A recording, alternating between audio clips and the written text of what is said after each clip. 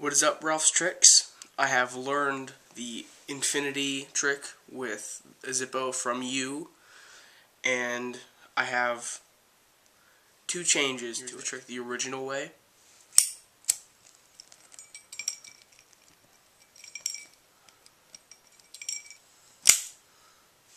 Here's the trick my way.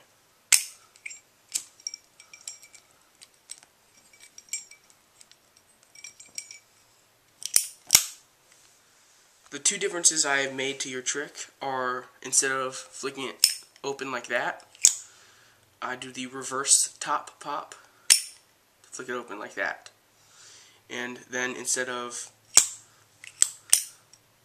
lighting it like that, after I do the top pop, I take my middle finger and I flick this around and I light it there, and then I go into the flips.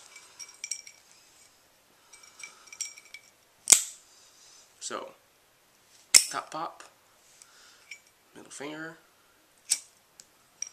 light it. I think it flows a lot better than that.